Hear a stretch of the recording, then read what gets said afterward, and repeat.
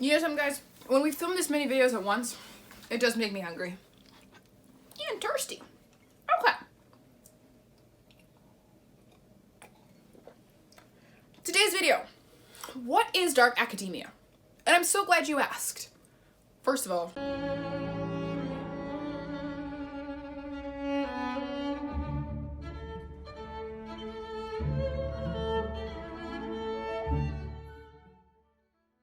hello, my intelligent friends, and welcome back to Tea and Lit. I'm Lexi. Today, we are going to be talking about what is dark academia. Fundamentally, I think dark academia is an aesthetic. And an aesthetic is just like a vibe that you present in your life. Through your clothes, through the accessories you wear, through the way you decorate your home. And that's grand. But to me, dark academia is even deeper than just an aesthetic. I think it's more like a personality type or a lifestyle choice. And the reason I think that is because it lends itself to different ways of thinking. If you think about some of the other aesthetics, it doesn't impact life quite as much as I think dark academia does. If you think about, what is that one for the early 2000s, 2K? Y2K? I don't know how you put yourself in the frame of mind where you're at the turn of the 2000s. You know what I mean? Whereas with dark academia, it's more it impacts a lot of the choices you make and the way you think. And so that's why I would consider dark academia to be more of a perspective on life, a personality type, almost. I think it attracts a particular type of person. Maybe it's not that it's a personality type, but your personality will dictate your desire to be interested in dark academia. That's what I'll say. So I think dark academics are people who are infinitely curious, who are never at the bottom of a topic, and who want to know more about everything, but particularly certain types of subjects, whether that is classic literature or philosophy or art or music.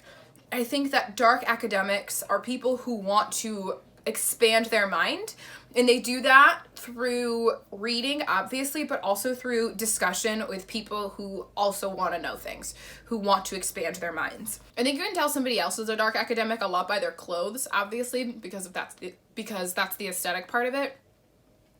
Dark academics tend to wear more classic clothing. They're not super into modern clothing.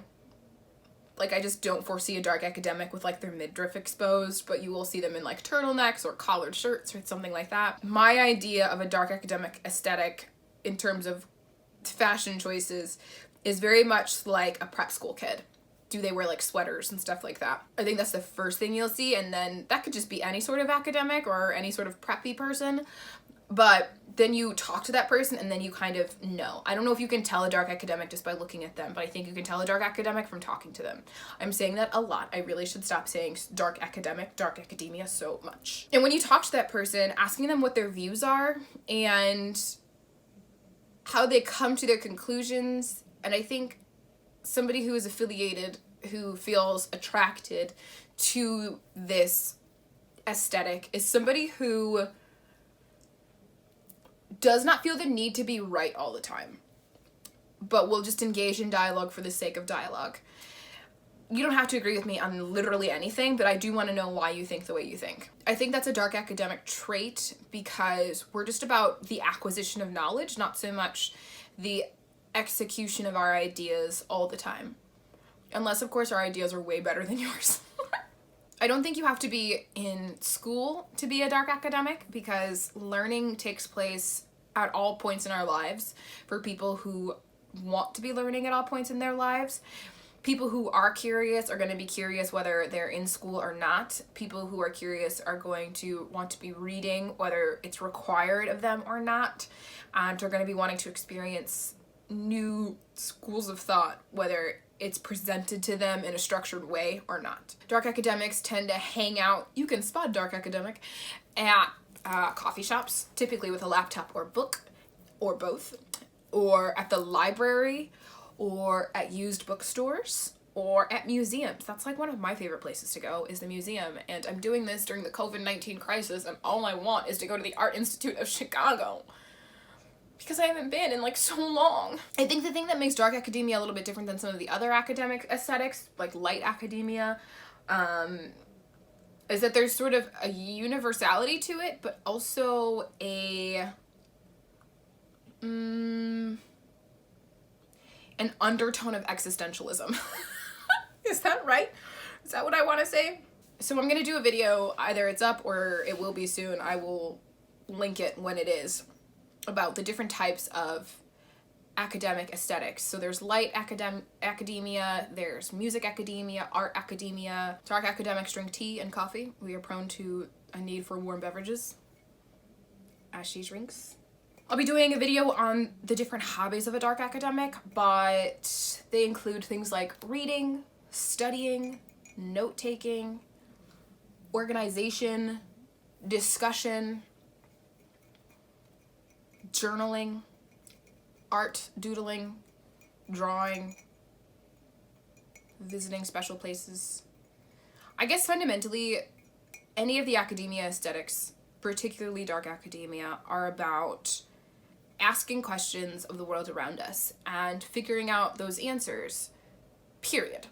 Whether that's through reading a book or through going to a museum or whatever. I think fundamentally a dark academic wants to answer the question of why. Why do people think the way they think? Why are people attracted to the things they're attracted to? Why is this piece of art better than this other piece of art? Why is this musician better than the other one? Why is this composer better than another composer? Why is this instrument perceived as more beautiful than another instrument? Why have we gotten to this place in our world?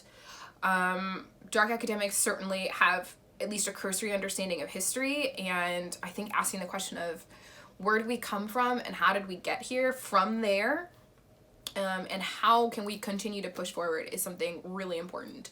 So dark academics just ask a lot of questions and are insatiable in their desire for knowledge. So you may be a dark academic if you are one of those super annoying people that say, huh, and why do you think that?